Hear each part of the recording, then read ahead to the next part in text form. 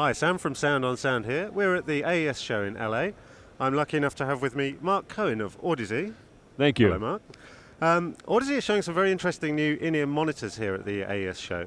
And like all Audeze headphones, they're actually using an alternative design of headphone called the planar magnetic technology. I wondered, Mark, if you could tell us a little bit about how that is different from conventional headphone technology. Well, instead of using a regular moving coil type driver, we use a very, very thin film. And as a matter of fact, in some of our products, like the LCD4s, we actually have a film that's less than half a micron thick. So if you're familiar with like Saran wrap, all our diaphragms are much, much thinner than Saran wrap. And then we etch the voice coil onto the diaphragm, and then we actually put magnets on either side to generate the magnetic flux we need. And so this is actually what a completed driver looks like from our LCD series product. So in the very center, if you could look at it from the side, so we have this thin film diaphragm, then there are magnets on either side, and then we have these ridges here, which are a waveguide. So we call these phasers, and we have a special magnet technology, which we have a patent on, called fluxor magnet technology.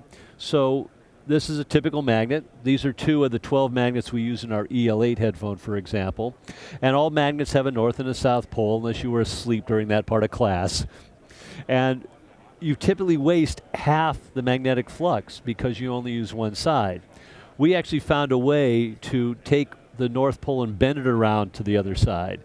So you actually have most of the power on one side, so the magnetic field is focused. It's much more efficient that way.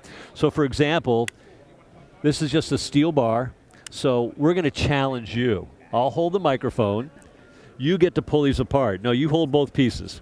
Pull it apart. Okay, do it again. Stop. Turn this around. Now try it.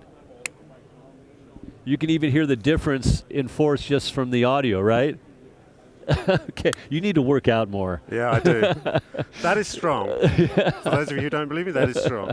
All right, so this is one of the patents that we have in magnet technology.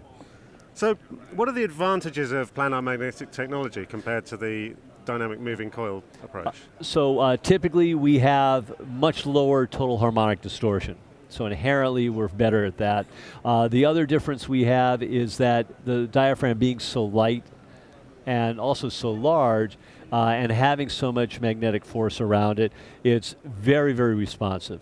So you get the transient response is really improved. For example, popping strings on the bass, the initial attack of the snare or a kick drum, strumming acoustic guitars, all those become much more lifelike over planar magnetic type drivers.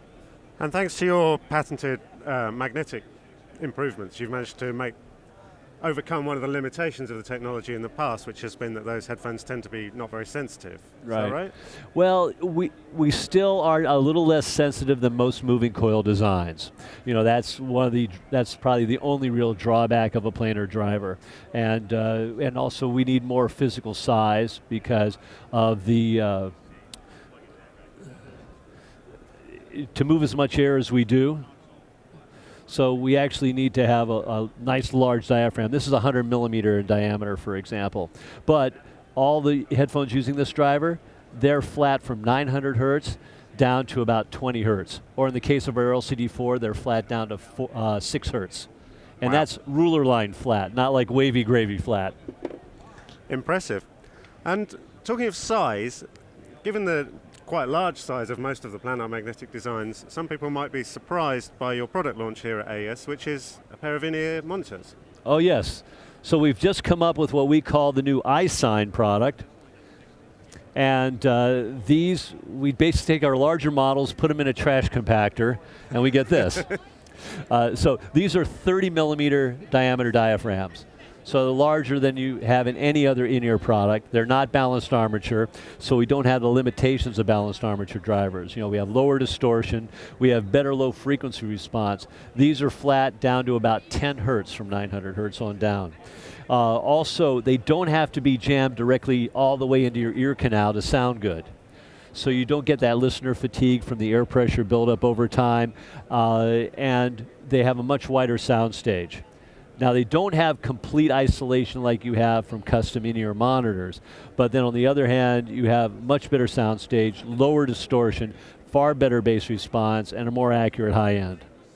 Excellent. So are you seeing these primarily as something that will be sold into the live sound market, or are there other markets you'll be looking at as well? Actually, we see our primary market for these being in consumer electronics, in that we have our lightning cable. So this plugs directly into your iPhone, iPod, or whatever, directly into the lightning port. And it has our own headphone amp, DAC, DSP, and microphone in here. And what surprised us in developing this is that we expected the music to be better in terms of its audio quality, but the voice call quality was improved. Oh, really? Which is something we weren't expecting. So this works very well. It's a great, elegant solution, but these also come with a standard audio cable. And so they can be used with any type of product. And we do see some interest in the live sound market for these. This is our very first AES show with these. We just announced them worldwide a month ago at the Berlin IFA show, for example. And we'll be shipping these in November. But we had Stevie Wonder here at the booth yesterday, and he loved them so much, he actually wants to use these next week for his live performance. Wow. Cool. So shipping next month. Do you know what the retail price will be?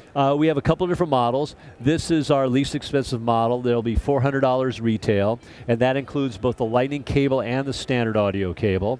Then we have an upmarket model from this that has a longer voice coil on the driver, so that has a little more resolution, and that'll be $600. Fantastic. Well, I hope we'll get an opportunity to put them through their paces soon. In the meantime, thanks very much, Mark Cohen. Thank you.